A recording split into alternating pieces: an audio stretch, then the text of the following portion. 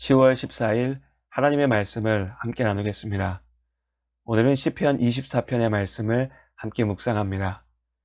본문의 말씀을 나누기 전에 먼저 잠시 시편의 말씀을 어떻게 읽을 것인가에 대해서 생각해 봤으면 좋겠습니다. 시편은 하나님께 고백하는 노래입니다. 감사와 간구, 또 죄에 대한 회개와 하나님의 영광을 찬양으로 고백하는 것이죠. 그렇기 때문에 우리가 앞서 고린도 후서의 말씀을 묵상할 때와는 조금 다르게 접근해야 합니다.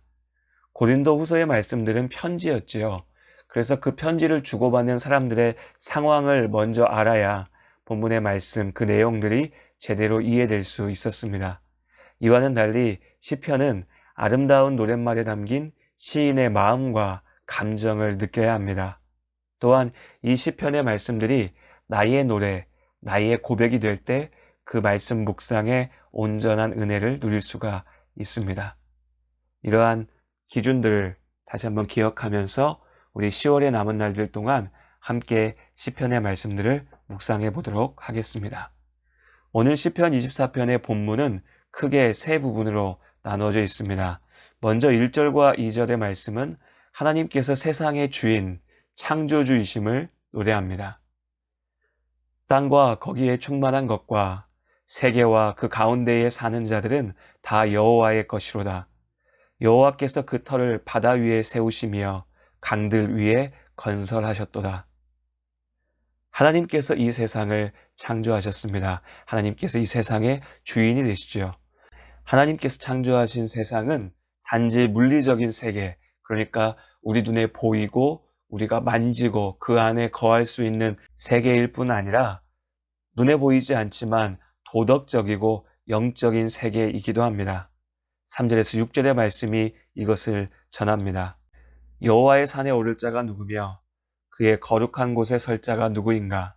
곧 손이 깨끗하며 마음이 청결하며 뜻을 허탄한 데에 두지 아니하며 거짓 맹세하지 아니하는 자로다. 그는 여호와께 복을 받고 구원의 하나님께 의를 얻으리니 이는 여호와를 찾는 족속이요 야곱의 하나님의 얼굴을 구하는 자로다. 여호와의 산에 오를 자, 하나님 앞에 설 수 있는 사람은 누구일까요? 그 사람은 세상의 힘을 자랑하는 사람이 아닙니다. 하나님 앞에 거룩한 삶을 사는 사람이고 하나님의 이름을 부르며 주의 얼굴을 구하는 사람이지요.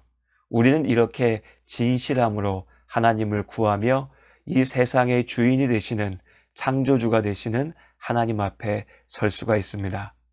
그리고 이어서 마지막으로 7절에서 10절의 말씀은 영광의 왕이신 여호와 하나님의 승리를 찬양하고 있습니다. 문들아 너희 머리를 들지어다. 영원한 문들아 들릴지어다. 영광의 왕이 들어가시리로다. 영광의 왕이 누구시냐? 강하고 능한 여호와시요 전쟁에 능한 여호와이시로다. 문들아 너희 머리를 들지어다.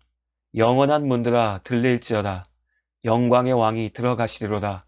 영광의 왕이 누구시냐? 만군의 여호와께서 곧 영광의 왕이시로다. 전체적으로 시편 24편은 개선 장군의 입성식을 떠올리게 합니다. 영광 받으실 이는 영광의 왕이 되시는 여호와 하나님이십니다. 오늘의 찬양은 전쟁에서 이기고 돌아온 개선 장군의 입성에 걸맞는 찬양입니다. 그런데 성경의 말씀을 가만히 읽다 보면 하나님께서 말씀하시는 참된 승리와 우리가 욕망하는 우리의 승리가 조금 다르다는 것을 알게 됩니다. 요한복음 12장의 말씀에서 십자가의 길을 완성하기 위하여 예수님께서 예루살렘에 들어가시는 모습을 전하고 있습니다. 제자들과 따르는 무리들은 예수님께서 승리의 왕으로 예루살렘에 들어가시기를 바랐습니다. 아마도 그들은 오늘 시편 24편의 찬양을 떠올렸을지도 모릅니다. 이 찬양의 고백처럼 예수님께서 영광의 왕, 승리의 왕으로 예루살렘 성에 들어가시기를 바랬던 것이죠. 분명 예수님께서는 구원의 주, 세상의 왕으로 예루살렘에 들어가셨습니다. 그러나 그 예수님의 입성은 영광스러우나 또한 초라했습니다. 이스라엘의 왕이 오신다고 기뻐하며 종려나무 가지를 흔들고 호산나를 외치는 무리들이 있었습니다. 그야말로 왕의 행차였지요. 하지만 그들의 앞에 서신 왕 예수께서는 스가랴 선지자의 예언대로 나귀 새끼를 타고 오셨습니다. 한쪽에서는 그를 죽이려 하는 자들이 수군거리고 있었지요. 영광의 왕께서는 자신의 영광을 십자가의 고난과 죽음으로 드러내셨습니다. 사람들은 예수가 신비로운 능력으로 세상의 왕이 되기를 바랐으나 이미 왕이신 예수님께서는 지극히 낮아지심으로 자신의 사람들을 영원한 생명으로 구원하셨습니다. 죽음을 이기신 참된 승리이죠.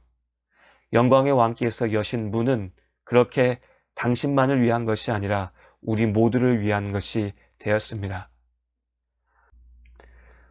혼자서 본문의 말씀을 묵상하다가 문득 요한계시록 3장의 말씀이 떠올랐습니다.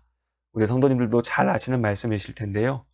볼지어다 내가 문 밖에 서서 두드리노니 누구든지 내 음성을 듣고 문을 열면 내가 그에게로 들어가 그와 더불어 먹고 그는 나와 더불어 먹으리라. 문은 열릴 때에는 길이 되지만 닫혀 있을 때는 벽이 됩니다. 그러고 보니 7절의 말씀이 우리의 마음의 문들에 대한 외침 같다는 생각이 들었습니다. 우리의 마음의 문이 들어서 열릴 때에 영광의 왕께서 우리 가운데 들어오십니다. 우리가 주님의 음성을 듣고 문을 열 때 주님께서 우리와 함께 하십니다. 그렇게 문을 열고 예수 그리스도를 나의 구주로 맞이한 우리 모든 성도님들, 오늘 하루도 승리의 왕, 영광의 왕이 되시는 예수 그리스도와 함께 담대하게 살아내시기를 축복합니다.